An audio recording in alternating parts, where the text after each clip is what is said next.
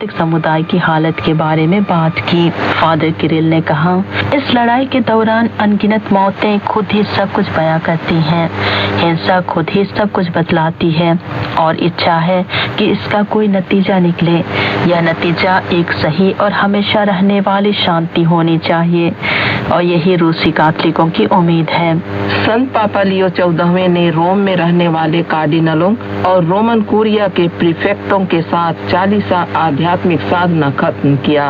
Vatican में एक सप्ताह की आध्यात्मिक साधना के अंत में संत पापा लियो 14वें ने शुक्रवार शाम को मनन चिंतन और आभार के शब्द कहे और धर्माध्यक्ष एरिक वार्डन द्वारा बताए गए 40 आध्यात्मिक साधना की थीम को एक साथ लाया।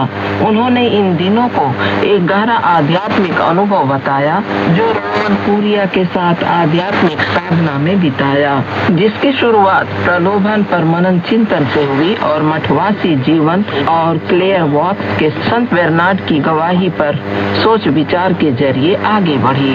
उपदेशक धर्माध्यक्ष वार्डन ने जो थीम चुनी थी उनमें संत पापा ने कलीसिया के धर्माचार्य संत जॉन हेनरी न्यूमैन और उनकी कविता द ड्रीम ऑफ जेरेनियस का जिक्र किया। उन्होंने बताया कि उस कविता में न्यूमैन मौत और फैसले को एक घन क्षेत्र की तरह दिखाते हैं जिसके जरिए पढ़ने वाला ईश्वर के सामने डर और नाकाबिलियत का सामना करता है। उन्होंने आगे कहा कि स्वतंत्रता और सच्चाई भी क्रिस्तीय जीवन के जरूरी पहलुओं के तौर पर सामने आए। वहाँ आध्यात्मिक साधना करने वालों की ओर से संत पापा लियो ने धर्माध्यक्ष वार्डन को उनके उपदेश के लिए धन्यवाद दिया और उनके विचारों, ज्ञान और गवाही के साथ साथ संत बेर्नार्ड के मठवासी जीवन को आशीर्वाद और कृपा का एक स्थायी स्रोत बताया। उन्होंने धर्म विधि समारोह, कार्यालय और संगीत बजाने वालों की भी तारीफ की। उन्होंने कहा, संगीत हमारी प्रार्थना में बहुत जरूरी है। यह हमें उस तरह से मदद करता है जैसा सब नहीं कर सकते, हमारी आत्मा को प्रभु की ओर बढ़ाता है।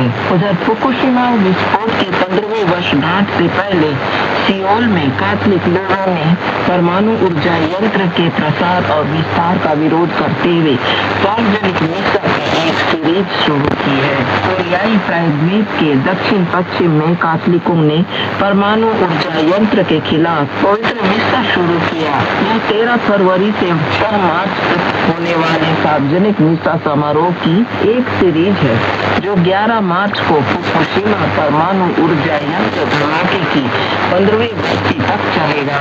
मिसा का मकसद मौजूदा सरकार के पुराने परमाणु ऊर्जा यंत्र को बढ़ाने पर रोक लगाने और नई ऊर्जा यंत्र बनाने के मकसद पर बनाए जा रहे योजनाओं पर फिर से सोचने के फैसले के लिए प्रार्थना करना है। फादर यांग की सियोक ने उद्घाटन समारोह की अध्यक्षता की। एक सांकेतिक चिन्ह के रूप में रेडियो एक्टिव कचरे को दिखाने वाला एक ड्रम वेदी के सामने रखा गया था। फादर यांग ने कहा, इस साल फुकुशिमा परमाणु ऊर्जा यंत्र धमाके की 15वीं बरसी है और मौजूदा सरकार ने परमाणु प्रसार की पॉलिसी चुनी है। उन्होंने कोरी परमाणु यूनिट की उम्र बढ़ाने और प्लांट बनाने की योजनाओं की आलोचना की और लंबे समय के खतरों की चेतावनी दी। और इसी के साथ वाटिकन रेडियो का हिंदी प्रसारण समाप्त हुआ। अब अगला प्रसारण तमिल में होगा। नमस्कार।